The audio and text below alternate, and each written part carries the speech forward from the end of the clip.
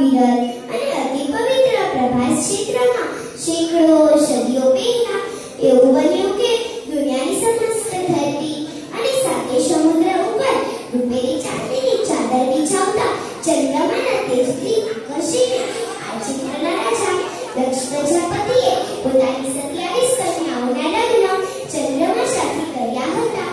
પરંતુ ચંદ્રમાને તો રોહિણી કન્યા પ્રત્યે જ અનુરાગ હતો. બાકીની 26 દક્ષ કન્યાઓ પક્ષપાતના કારણે ભારે દુઃખી રહેતી હતી. દક્ષ રાજાએ ચંદ્રમાને ખૂબ સમજાવ્યા, પરંતુ ચંદ્રને તેની કોઈ અસર થઈ નહીં. છેવટે નારાજ થઈને દક્ષ રાજાએ ચંદ્રમાને શ્રાપ આપ્યો કે જા, તારા તેજનું ક્ષય થશે અને તું હંમેશાને માટે અદૃશ્ય થઈ જઈશ. પરિણામે ચંદ્ર અદૃશ્ય થઈ ગયો અને ધરતી પર સુધાકરની ચાંદની વરસવાની બંધ થઈ ગઈ. ચારે કુળ ત્રાહીનો પોકાર થવા લાગ્યો.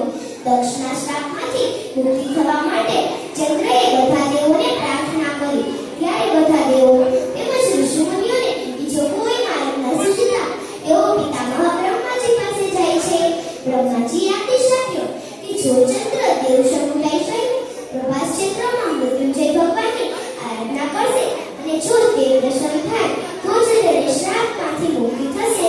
પરિણામે ચંદ્ર અને બધા દેવો પ્રભાસ ક્ષેત્રમાં મૃત્યુંજય ભગવાનની આરાધનાનું અનુષ્ઠાન કરે છે અને મૃત્યુંજય મંત્રની પૂજા અર્ચના અને જાપ થવા લાગે છે. 6 મહિના સુધી નિરંતર ઘોર તપ કર્યું. ચંદ્રએ 10 કરોડ મૃત્યુંજય મંત્રના જાપ કર્યા હતા. પરિણામે આશુતોષ ભગવાન સંકટ થાય છે અને મૃત્યુલ્ય ચંદ્રને અમરતાનું વરદાન આપે છે. પરંતુ ચંદ્રએ કરેલા અપરાધ માટે કહે છે કે તારી 15 દિવસ સુધી તારી એક કલા ધીમે ધીમે ઘટતી જશે અને પછીના 15 દિવસ તારી એ જ ક્રમમાં એક કલા ધીમે ધીમે વધી જશે અને તું પૂર્ણિમાના દિવસે સંપૂર્ણ ચંદ્રમાં આવી જઈશ. આ રીતે કલાહીન કલાધર ફરી એકવાર કલાયુક્ત થઈ ગયો અને ધરતી પર સુધાકરની ચાંદની ધરતી પર સુધાકરના કિરણોથી પ્રાણ સંચાર થવા લાગ્યા. આ રીતે ચંદ્રની પ્રાર્થનાનો સ્વીકાર કરીને આશુતોષ ભગવાન શંકરે ભક્તોના ઉદ્ધાર માટે પ્રભાસ ક્ષેત્રમાં જ્યોતિર્લિંગના સ્વરૂપે હંમેશાને માટે વાસ કર્યો. આ રીતે ચંદ્રનાથ એટલે કે સોમનાથના નામથી આ જ્યોતિર્લિંગ પૂજાય છે.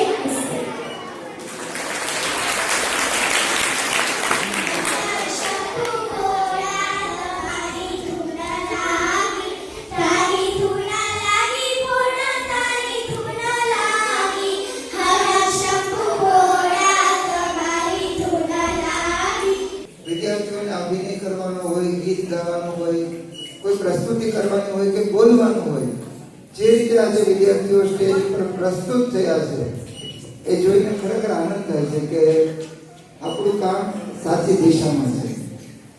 છોકરો વાત સાંભળવી તમારે મજા આવેલી છે. વાલીઓને પણ આપણો બધાના માટે પણ છે. હું પણ વાલી જ છું અને બાળકોને પણ મજા આવી છે. એક જંગલ હતું. જંગલમાં આપણને ખબર છે કે ઘણું બધું હોય, વૃક્ષો હોય, વનસ્પતિ હોય, પશુ પંખી પ્રાણીઓ, આવું બધું હોય. એ જંગલમાં પણ એવું બધું હતું અને જંગલમાં નાના મોટા બધા પ્રકારના પ્રાણીઓ અને પંખીઓ પણ હોય.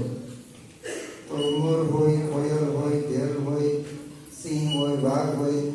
આ બધા આપણે જેમ એમનું નિરીક્ષણ કરીએ ને એવી જંગલમાં પ્રાણીઓ પણ આપણું બધાનું નિરીક્ષણ કરતા હતા. એમને નિરીક્ષણ કરતા કરતા એવું લાગ્યું કે આ માણસો છે એમના બચ્ચાઓ સ્કૂલમાં ભણવા માટે જાય છે અને ત્યાંથી ઘણું બધું શીખે છે. તો હવે આપણે કંઈક કરવું તો જોઈએ આપણા છોકરા વાત કરી.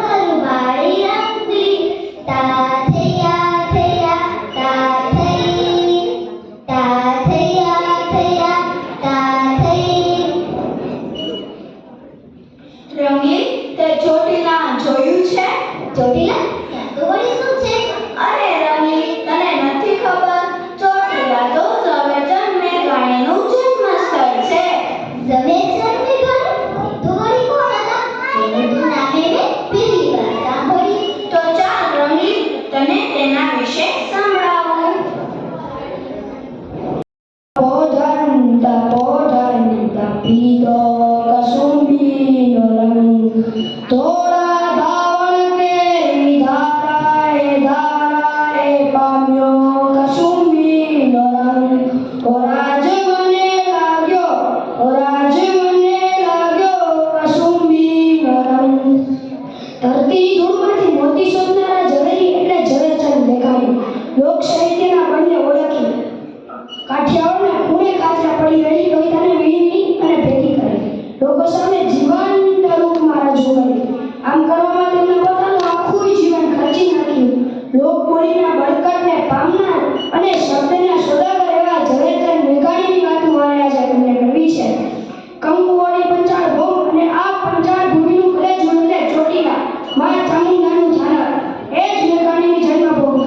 શ્રાવણ વદ પાંચમ સંવત 1953માં વિકરાળ ડુંગરની તળેટીમાં સિંહબાળ મેઘાણીનો જન્મ થયો.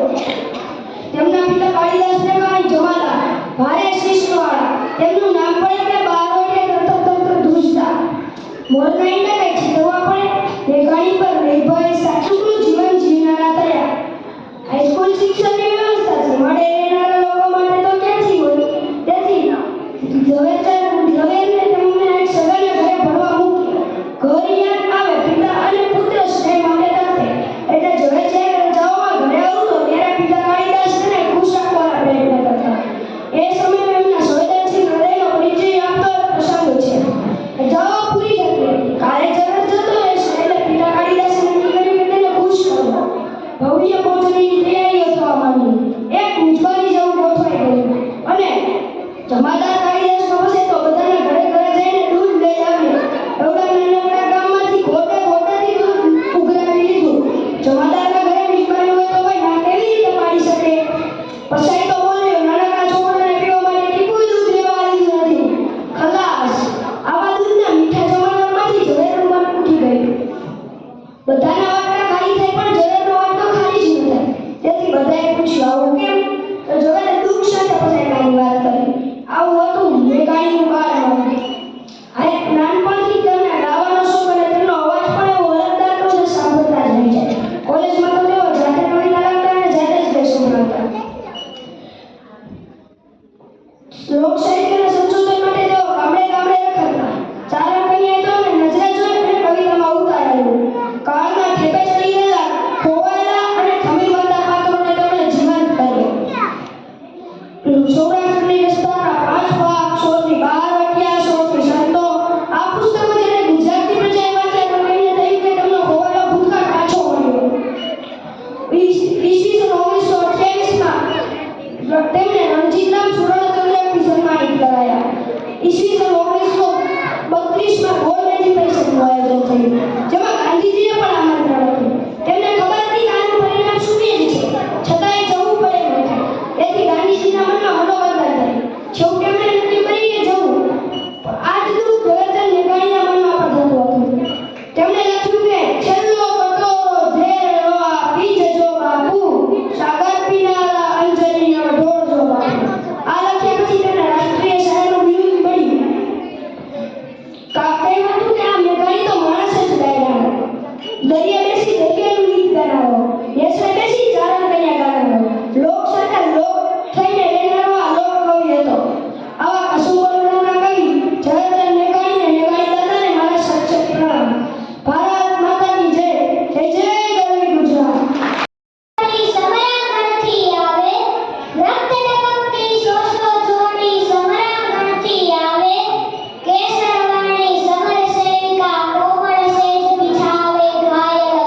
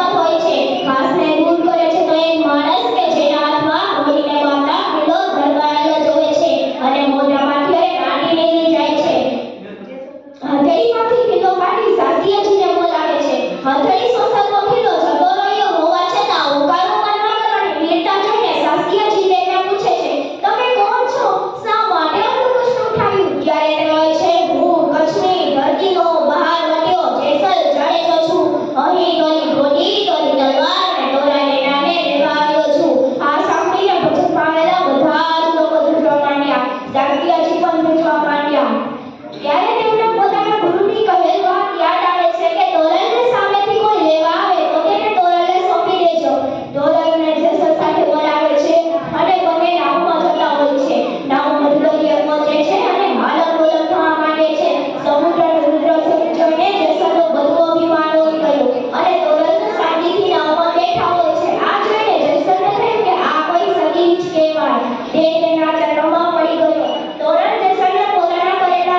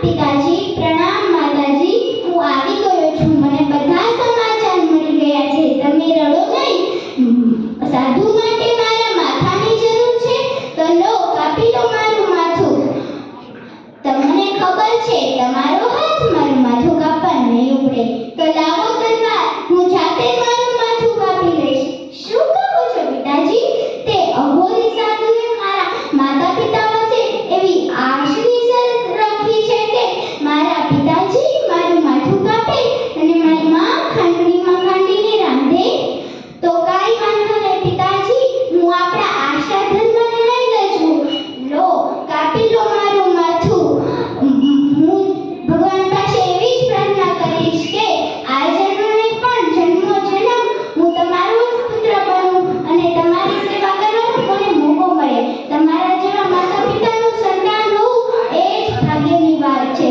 તો લો પિતાજી કાપી લો મારું માથું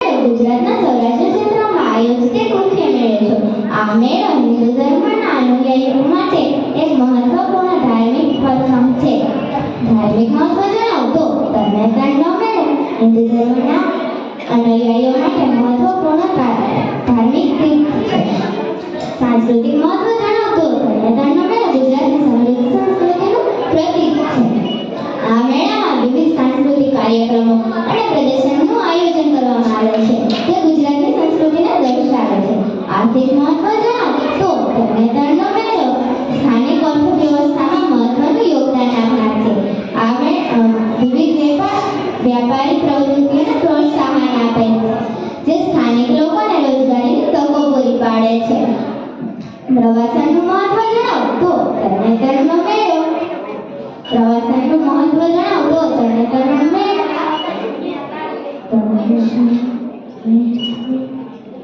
તરણેતરનો મેળો ગુજરાતના પ્રવાસનનું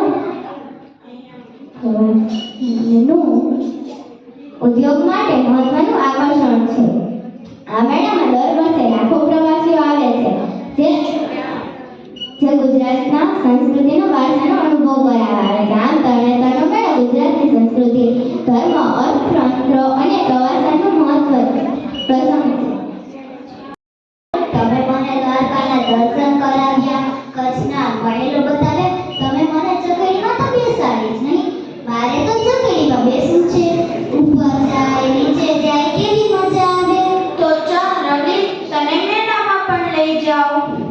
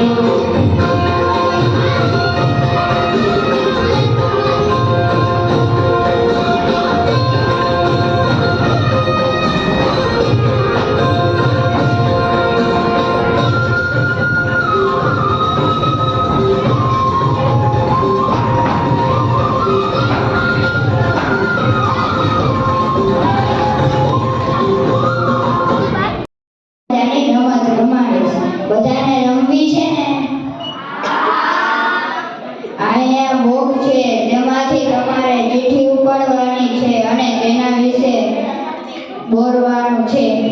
સૌથી પહેલા કોણ ચીઠી ઉપાડશે? તમે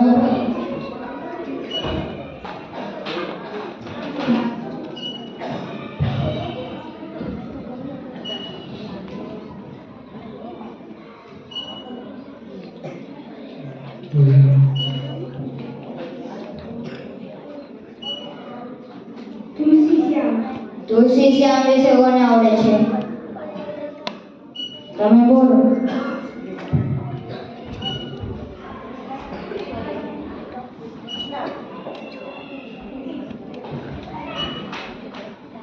ઉનાથી 32 કિલોમીટર દૂર ગિરનાર જંગલ રળિયામણા ડુંગરાઓની ટાળી વચ્ચે નદી કિનારે આવેલું તીર્થધામ એટલે તુલસી શ્યામ.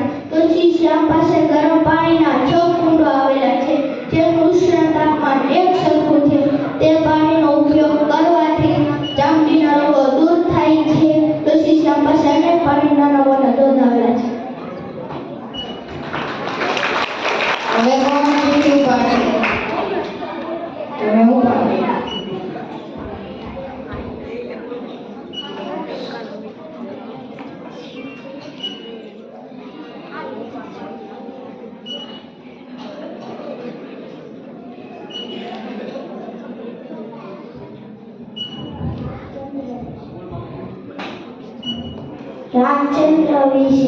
રાજચંદ્ર વિશે કોને આવડે છે? તમે બોલો.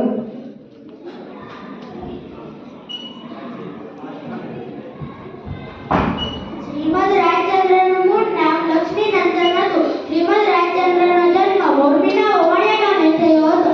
શ્રીમદ રાજચંદ્રના પિતા વૈષ્ણવ અને માતા જૈન હતા. તેથી તેઓના બંનેના સંસ્કાર બાળપણથી જ મળ્યા હતા. 29 વર્ષની ઉંમરે તેઓએ 1.5 કલાકમાં 142 ગ્રંથો શાસ્ત્ર રચ્યા હતા. શ્રીમદ રાજચંદ્ર ગાંધીજીના આધ્યાત્મ ગુરુ હતા. કોણ આવશે? તમે આવો.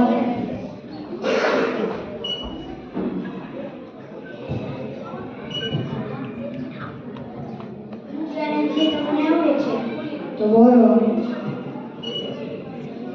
મોરબી ઠાકોર અગાસીમાં અવસાન પછી વાઘજી ઠાકોર માત્ર 13 વર્ષની ઉંમરમાં ગાદીમાં. તેણે રાજકોટની રાજકુમાર કોલેજમાં અભ્યાસ કર્યો. વાઘજી ઠાકોરે તેને તેના રાજ્યમાં નવી નવી વસ્તુઓ લાવવાનો શોખ હતો. તેણે દુષ્કાળમાં રાહત કામો દ્વારા પ્રજાને મદદ કરી હતી. વાઘજી ઠાકોરે મણિમંદિર અને ઝૂલતો પુલ બનાવેલ છે. મોરબીની પાઘડીનો નમૂનો તેમની કલ્પના મનાય છે. વાઘજી ઠાકોરના દર્શન માત્રથી માથાનો દુખાવો દૂર થાય છે. હવે કોનો વારો બાકી છે? તમે આવો.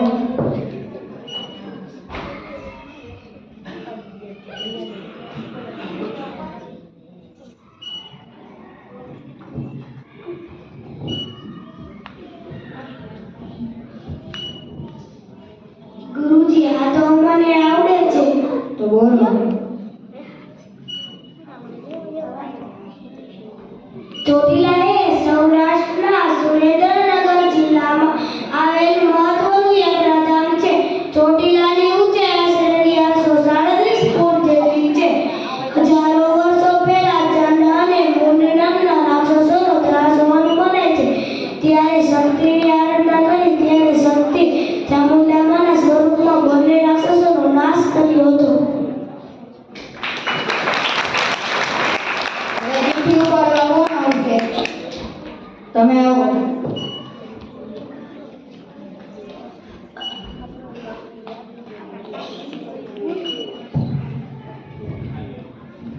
વીરપુર. વીરપુર વિશે કોને આવડે છે? તમે બોલો.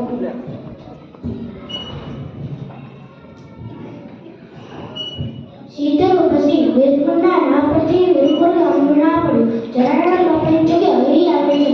જરાણા બાપાનો જન્મ કારતક સુદ સાતમના દિવસે થયો હતો. પિતા પ્રધાન ઠાકર અને માતા નાટપે તેના બીજા નંબરના પુત્ર હતા. તેઓ સાધુ સંતો પ્રત્યે પ્રેમભાવ રાખતા હતા. તેની ઈચ્છા મુજબ સેવા કાર્યો અને સદાવ્રત ચાલુ રાખી ધર્મની જ્યોત જલતી રાખી છે. હાલમાં વીરપુર દાન તથા ભેટ સ્વીકારવાનું બંધ કર્યું છે. હવે કોણ આવશે? તમે આવો.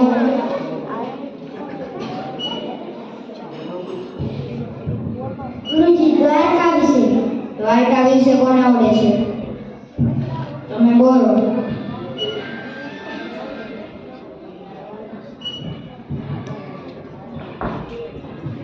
દ્વારકા એ દેવભૂમિ, શ્રી કૃષ્ણ અને સુદામાનું મિલન સ્થળ. આ પવિત્ર ભૂમિ ઉપર ભગવાન નરસિંહના બેસન જેના પગ પખાડતી ગોમતી નદીના નીર. ભારતમાં 4 પવિત્ર ધામો પૈકી એક એટલે દ્વારકા.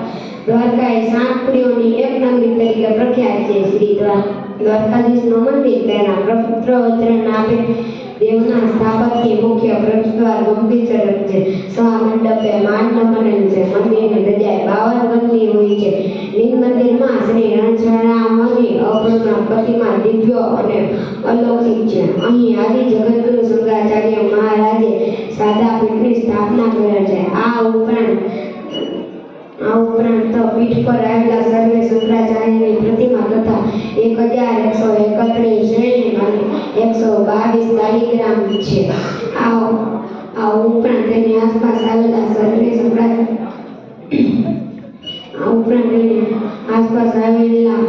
ઘણા પ્રાચીન દેવસ્થાનો છે. આ મંદિરના જગત મંદિર તરીકે ઓળખાય છે.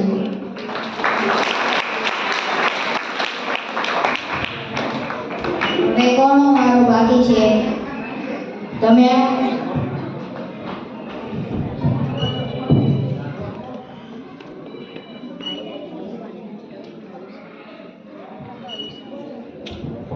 ગુરુજી, આ તો મને આવડે. તો તેના વિશે બોલો. માટે નદીના પાસે આવેલ ધ્રુવ ગામની નજીક આવેલ છે. આ ગામમાં પાણીનો મોટો ગરો આવેલ છે, જે માટેલિયા ધરાના નામથી ઓળખાય છે. આ ધરામાં માનવ સોનાનું મંદિર હોવાની માન્યતા છે. અહીં મા ખોડિયારનું મંદિર છે. સાથે બહેનો સાથે બિરાજમાન છે. પવિત્ર નવરાત્રિએ માના ગરબા અહીં ગવાય છે. મા ખોડિયારનો જન્મદિવસ મહામાસની શુક્લ પક્ષની 8મના દિવસે આવે છે.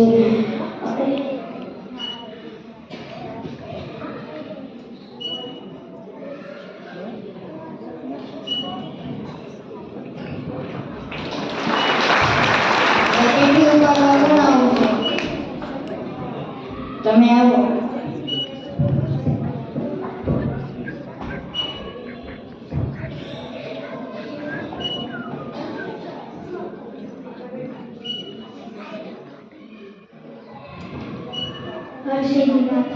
હરસિદ્ધિ માતા વિશે કોને આવડે છે? તમે આવો. પોરબંદરથી 37 કિલોમીટર દૂર દ્વારકા જવાના માર્ગ પર નિર્ણય ગામ પાસે શ્રી હરસિદ્ધિ માતાજીનું પ્રાચીન મંદિર આવેલું છે. શ્રી કૃષ્ણના હાથે પોતાના જમાઈ કંસનો વધ થયો, તેથી જરાસંધ કોઈ પાપમાં થયો, જેથી શ્રી કૃષ્ણને બચવા માટે શ્રી કૃષ્ણએ શક્તિની સ્તુતિ કરી. શક્તિ પ્રસન્ન થઈ અસુરો જરાસંધનો નાશ કર્યો, તેથી અસાકારી દેવી તરીકે શ્રી હરસિદ્ધિ માતા નામ રાખવામાં આવ્યું છે. આજનો તાસ પૂર્ણ થાય છે. બાકીના વિદ્યાર્થીનો વારો આપણે આવતા તાસમાં રહીશું. તતી બનાવીને જવાનું છે.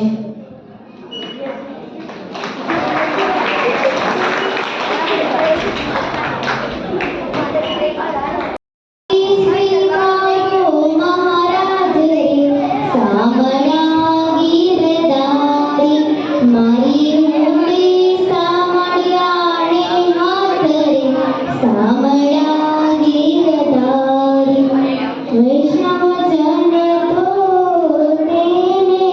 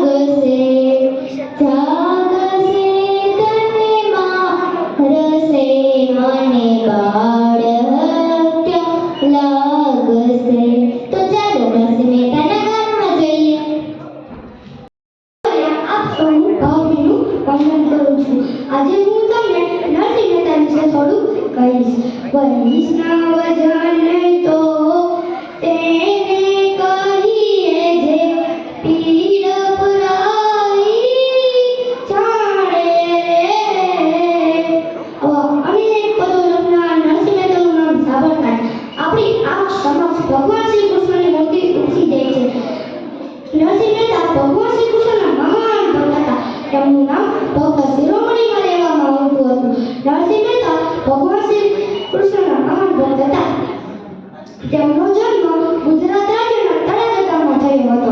કૃષ્ણ ભક્તિમાં મગ્ન રહેનારા નરસિંહના અનેક કાર્યો ભગવાન શ્રી કૃષ્ણએ કર્યા હતા. નરસિંહને તો ક્યાં કઈ સામાજિક રીતોની ખબર જ હતી. પુત્ર સામરસાના વિવાહ હોય, પિતાનો શ્રાદ્ધ હોય, કુંવરબાઈનું માંગેલું હોય કે હુંડી, આવા અનેક કાર્યો ભગવાન શ્રી કૃષ્ણ નરસિંહ મહેતાએ કર્યા હતા. તેનામાંનો એક પ્રસંગ હું અહીં કહીશ. ભગવાન શ્રી કૃષ્ણ ધરતી પર પ્રગટ થઈને નરસિંહ મહેતાના પિતાનું શ્રાદ્ધ કરે છે. શ્રાદ્ધ દર 12 માસે એકવાર કરવામાં આવે છે. શ્રાદ્ધમાં આખી નાગરિકને જમાડવાની હોય છે. પરંતુ નરસિંહ તો બિચારો ગરીબ હતો. તેના પાસે પૂરતી ઘોડી પણ નહોતી. તે આખી નાગરિકને કેવી રીતે જમાડે? છતાં પોતે દુકાનેથી બધું કરિયાણું લઈ આવે છે. તેમાંથી ઘી લેવાનું બાકી રહી જાય છે. તે પાછા દુકાને ઘી લેવા જાય છે. તેમાંના બધા જ દુકાનદારો ઉધાર ઘી આપવાની ના પાડે છે. છેવટે એક દુકાનદાર ઘી આપવાનું નક્કી કરે છે, પણ તેમાં પણ તે એક શરત રાખે છે કે તમે મને ભજન સંભળાવો તો હું તમને ઘી આપું. નરસિંહ મહેતા તો પ્રભુના ભજન સંભળાવવા બેસી જાય છે. તેમાં તમને સમયનું ભાન જ નથી રહેતું. આ બાજુ તેમના પત્ની માણેકબાઈ ચિંતિત થવા લાગે છે કે આ હાજી ઘી લઈને કેમ ન આવ્યા. ઓલી બાજુ વૈકુંઠનો નાથ ભગવાન શ્રી કૃષ્ણ સાંભળ્યો ચિંતા કરે છે કે આ તો મારા ભજનમાં રડાઈ ગયા છે, હવે મારે જવું પડશે. ત્યારે ભગવાન શ્રી કૃષ્ણ નરસિંહ મહેતાનું રૂપ લે છે. બ્રાહ્મણોને બોલાવે છે, વિધિપૂર્વક શ્રાદ્ધ કરે છે, બ્રાહ્મણોને જમાડે છે અને દાન દક્ષિણા આપે છે. અને માણેકબાઈને કહે છે કે હું દામાકુંડ નાવા જાઉં છું. પાછળથી નરસિંહ મહેતા ઘી લઈને આવે છે. જ્યારે માણેકબાઈ આશ્ચર્યચકિત પામે છે કે બધી વિધિ પૂર્ણ થયા બાદ તમે ઘી લઈને કેમ આવ્યા? ત્યારે માણેકબાઈ નરસિંહ મહેતાને બધી વાત કરે છે. ત્યારે નરસિંહ મહેતા સમજી જાય છે કે આ તો મારો ગિરધાર ભગવાન શ્રી કૃષ્ણ સાંભળ્યો હતો કે મારું રૂપ લઈને આવ્યો હતો. નરસિંહ મહેતા જોજના આંસુ રડવા લાગે છે કે હે નાથ, તે આખી નાગરને જમાડી દીધી અને અમને બેને ભૂખ્યા રાખ્યા. તેનો કરુણ પુકાર સાંભળી ભગવાન શ્રી કૃષ્ણ આવે છે અને તેને સાથે બેસીને જમે છે. ખરેખર કોઈએ સાચું કહ્યું છે કે ભક્ત આદિ ભગવાન હોય છે. આનામાંનો હજી એક પ્રસંગ મારા મિત્ર જય સર્વ તમને કહશે. બાઈનો શ્રીમંત પ્રસંગ હોય છે. નરસિંહ મહેતાના શ્રીમંત વેવાઈની ઘરે આંશિક પત્ર બનાવવા માટે જવાનું હોય છે. કુટુંબીજો 10-12 ગાડા લઈને કુંવરબાઈના ગામ જાય છે. નરસિંહ મહેતા તો ભજન ગાવામાં જ મસ્ત હોય છે.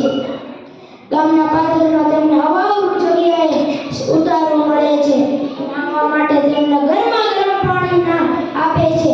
ગરમા ગરમ પાણી તો કેમ નાહવું? અને કુંવરબાઈના વસાસુ તેમને મેણું મારે છે. હે ભગતડા, હે તારા ભગવાનને પાણી ઠંડુ કરી આપે. નરસિંહ મહેતા મલ્હાર રાગ ગાય છે. પાણી ઠંડુ થઈ જાય છે. અંધાધારી વરસાદ પડે છે અને પાણી ઠંડુ થઈ જાય છે. નરસિંહ મહેતા સ્નાન કરી લે છે.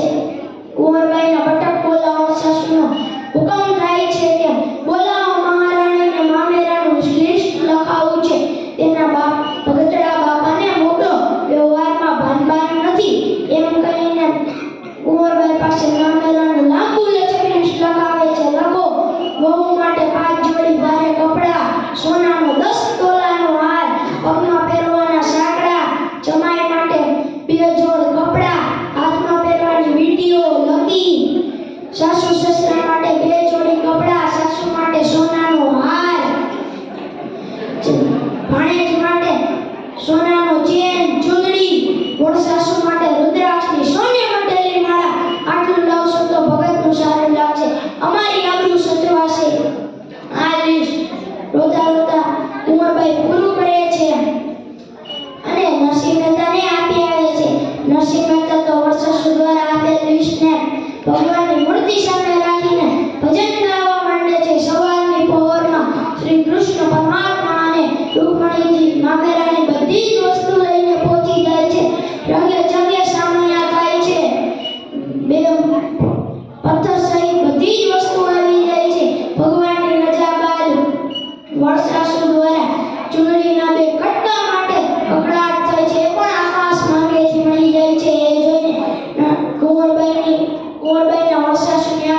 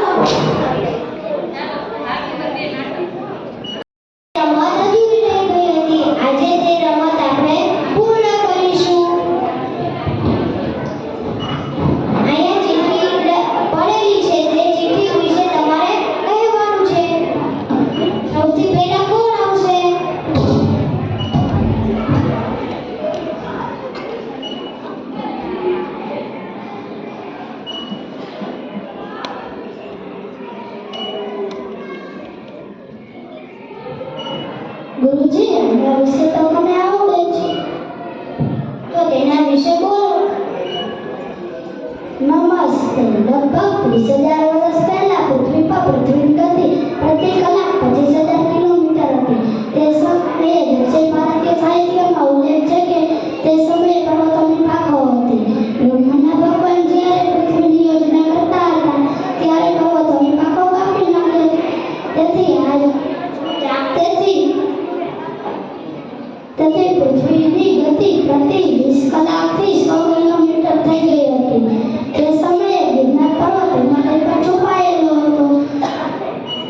ગિરનાર હિમાલયનો પુત્ર છે, તેથી માતા પાર્વતીનો ભાઈ થાય. માતા પાર્વતી અને શિવજીના લગ્ન સમારોહ 20,000 વર્ષ પહેલા હિમાલયમાં થયા હતા. તેઓની બહેનના લગ્નમાં જવા માટે ગિરનાર પર્વત સમુદ્રથી માત્ર 50 કિલોમીટર દૂર જઈને સ્થિર થયો. તે સમયે દેવતાઓ ગિરનારના જંગલમાં રહ્યા હતા. તેથી આજ પણ કરતા અગિયારસથી કરતા પૂનમ સુધી તમામ દેવી દેવતાઓ ગિરનારના જંગલના માર્ગમાં રોકાણા. ખૂબ સરસ. હવે ચિઠ્ઠી લેવા કોણ આવશે?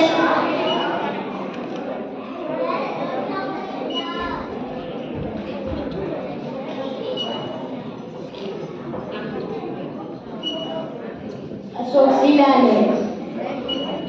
અશોક શિલાલેખ વિશે કોને આવડે છે? તમે આવો.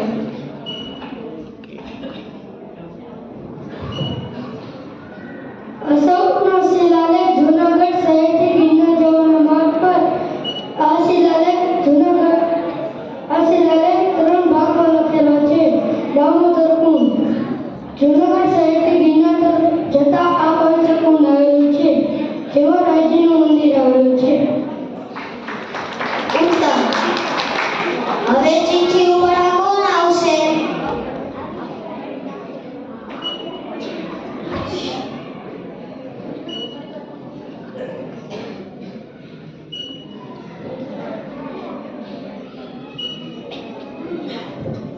ગુરુજી, આના વિશે તો મને નથી આવડતું.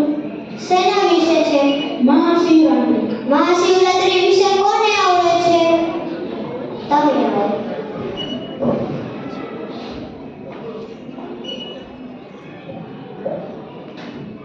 મહાશિવરાત્રીનો મેળો ભવનાથ નગરમાંથી ભવનાથમાં આવેલા મહાદેવના મંદિરે ખૂબ જ ભવ્યથી ભવ્ય રીતે ઉજવવામાં આવે છે. તેમાં રાત્રે 12 વાગે જૂનાગઢમાં આવેલા વિવિધ સાધુ સંતો પણ પોતાના અખાડા અને સંઘ સાથે સરઘસ કાઢે છે. મહાવત ઇતિહાસથી મહાવતમાં સુધી આ મેળો ભરાયેલો હોય છે. આ દિવસે મહાદેવજીનું નામનું પૂજન અર્ચન કરવામાં આવે છે. અતિ ઉત્તમ. હવે કોણ આવશે?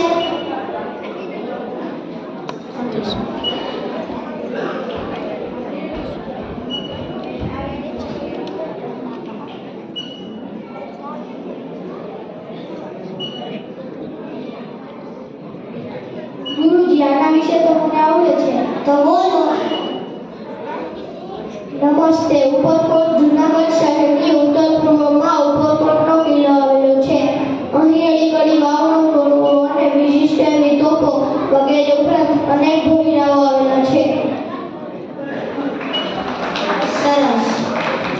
હવે ચિઠ્ઠી ઉપાડવા કોણ આવશે? તમે આવો.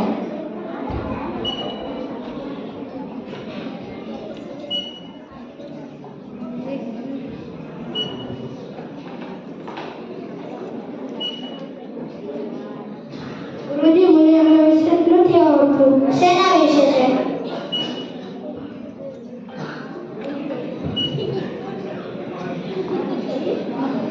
ભગત મંડળ. ભગવત મંડળ વિશે કોને આવડે છે? તમે આવો. ગોંડલના પુષ્કળમાં આવ્યા છે. ભગવતસિંહ સંપાદિત ગુજરાતી ભાષા સંભળાવી શકો છો. કર્યો હતો. ભગવાન તને ગૌમંડળ એક પૈસા કરે છે પણ તેના અનેક અર્થ છે. ભગવત અર્થાત એટલે ભગવાન શ્રી રોહન નાનભાઈઓ પ્રભુશ્રી વગેરે ભગવત મંડળના અર્થાત શબ્દ છે. ગૌમંડળ એટલે કોષ, જ્ઞાનકોષ, વ્યાપક.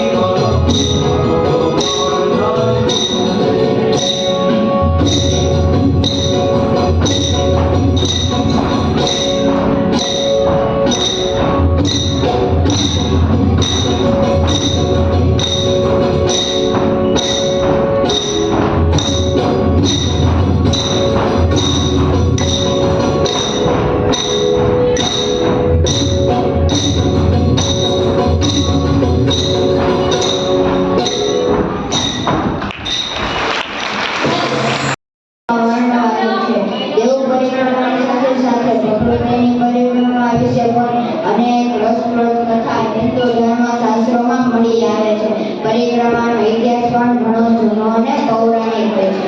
વિજ્ઞાની રેલી પરિક્રમા કારતક સુદ 11 થી 19 સુધી ચાલે છે.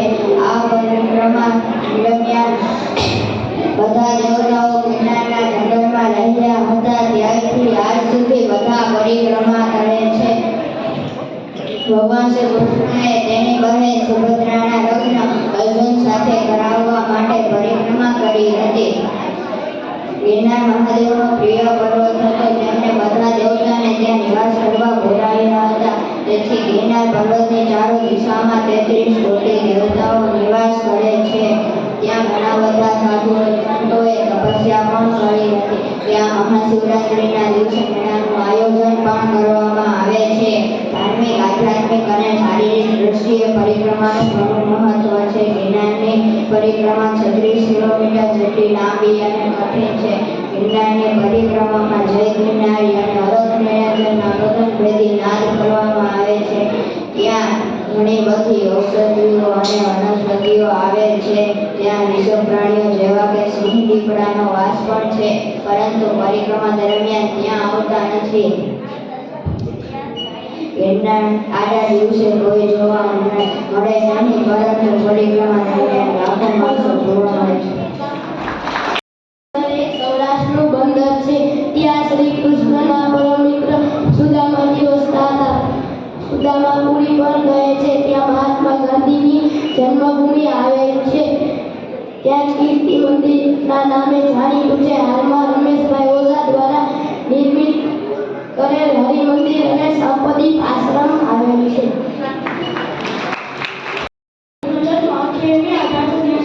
ભગુ ગામે થયો હતો. તેમના પિતાનું નામ દામોદર પંત હતું. તેમની માતાનું નામ રાધાબાઈ હતું. તેઓ ધાર્મિક વૃત્તિવાળા હતા. તેમના પરિવારમાં 4 બાળકો જીવકે વિનાયક હતા. તેમને ઘોડેસવારી અને લાઠીદાળ ખૂબ જ હતા. વિદેશી કાપડની મોરી કરનારા પ્રથમ ભારતીય બન્યા. દેશની આઝાદી માટે તેલ મેળવવાની ઘણી વિલેજો પડી. તેઓ સાદા સૌના દીવાલને કાગળ અને જંગલના કાંટાને કલમ બનાવી મદદ કરી રમનારા મહાપુરુષ હતા.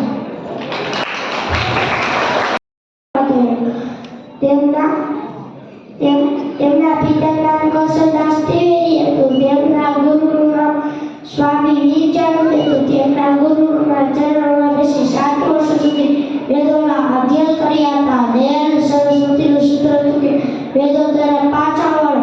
દયાનંદ સરસ્વતી એ મૂર્તિની પૂજામાં માનતા ન હતા. દયાનંદ સરસ્વતી સત્યાપ્રકાશના ગ્રંથનું સર્જન કર્યું હતું. જે સમાજે થોડે માનતા પૂરી કરવાને ગાદીના દર્શન કરવાનું દરરોજ હજારો માણસો અહીં આવે છે અને પાડાપીરની સમાધિ આવેલી છે. લોકો તેના દર્શનાર્થે આવે છે. સમાધિ આવે છે ને જઈને જઈને પણ લોકો સૂપ ચડાવતા તેવા રક્તપિત લોકોની સેવા કરી હતી. હજારો શ્રદ્ધાળુઓ પરમની જગ્યામાં આવી આરતી અને ભજન રૂપી પ્રસાદનો લાભ લઈ ધન્ય બને છે. અને દર અષાઢી બીજનો અહીં ભવ્ય મેળો ભરાય છે, જ્યાં લાખો લોકો દર્શનાર્થે આવે છે. અસ્તુ.